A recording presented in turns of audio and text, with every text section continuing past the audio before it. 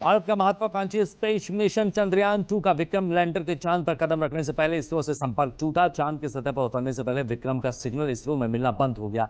इसरो अध्यक्ष के सिवन ने कहा कि आंकड़ों का विश्लेषण जारी है। प्रधानमंत्री ने अथक प्रयास करने वाले इसरो के वैज्ञानिकों को संबोधित किया। उन्होंने वैज्ञानिकों को पूरा भरोसा दिलाया कि भारत की इच्छा शक्ति और भी मजबूत होकर उभरी है। प्रधानमंत्री ने कहा, पूरा देश अपने वैज्ञानिकों की क्षमताओं और उनके मजबूत इरादों को भली भांति समझता है। प्रधानमंत्री ने कहा कि भारतीय वैज्ञानिकों ने लगातार जन सामान्य के सपनों को पूरा करने के लिए बेहतर प्रयास किए हैं। उन्होंने वैज्ञानिकों से मुलाकात की और प्रयासों को जारी रखने का हौसला दिया। इसरो के अध्यक्ष के सिवन के साथ भावुक पलों को प्रधानमंत्री ने भी साझा किया। प्रधानमंत्री नरेंद्र मोदी ने वैज्ञानिकों का हौसला बढ़ाया। पीएम ने कहा कि आप सबके पुरुषार्थ से हम आगे सफल यात्रा करेंगे और विश्वास दिलाया कि सफलता और असफलता की उम्मीदों की उड़ान कम नहीं होती। अगर नियत साफ है और लक्ष्य स्पष्ट है तो एक दिन जरूर सफल होंगे। राष्ट्रपति रामनाथ कोविंद ने भी ट्वीट करके कहा कि चंद्रयान-2 मिशन के साथ इसरो की पूरी टीम के अनुकरणीय प्रतिबद्धता और साहस दिखाया है। देश को इसरो पर गर्व है।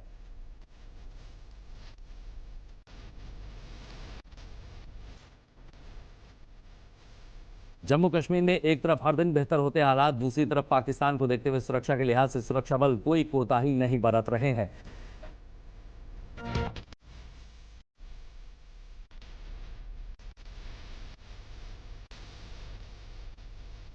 केंद्रीय मंत्री स्मृति ईरानी आज लखनऊ स्थित उत्तर रेलवे मंडल रेल प्रबंधक संजय त्रिपाठी से मुलाकात कर अपने संसदीय क्षेत्र में रेलवे द्वारा किए जा रहे कार्यों के बारे में जानकारी ली।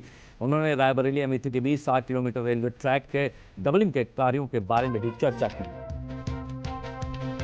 चर्चा के बाद डीआरएम संजय त्रिपाठी ने बताया कि सांसदों के व्यक्तिगत रूप से परियोजनाओं के बारे में जानकारी लेने से रेलवे कर्मचारियों में भी उत्साह बढ़ा है। उन्होंने कहा, इस क्षेत्र में करीब 550 करोड़ रुपए के प्रोजेक्ट को सितंबर 2020 तक पूरा करने की तैयारी है।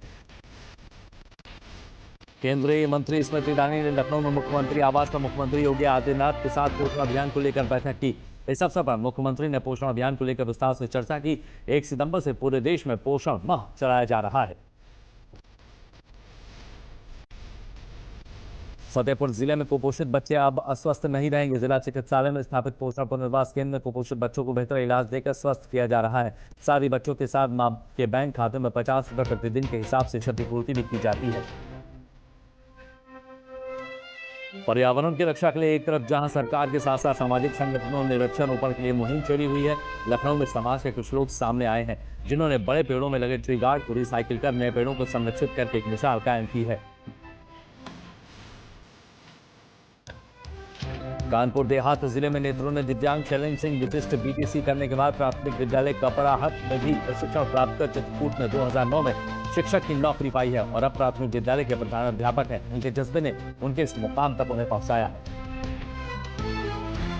देश के कैबिनेट मंत्री स्वामी प्रसाद मौर्य ने कहा, शिक्षा में दिन ब दिन सुधार हो रहा है। प्रदेश में अब नकल नहीं होती, जबकि पूर्व की सरकारों ने नकल को व्यवसाय बना दिया था। उन्होंने कहा, सरकार सभी गरीब लोगों के लिए बिना भेदभाव के काम कर रही है।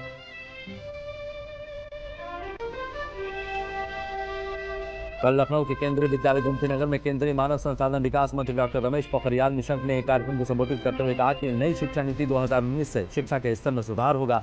इस दौरान उन्होंने शिक्षा के स्तर को और बेहतर बनाने पर भी बल दिया। केंद्र सरकार द्वारा गन्ना किसानों को सब्सिडी सीधे खाते में जाने से किसान काफी खुश हैं। चीनी मिलों को 60 लाख मीट्रिक टन चीनी निर्यात कर मिलने वाली सब्सिडी सीधे किसानों के खाते में भेजी जाएगी।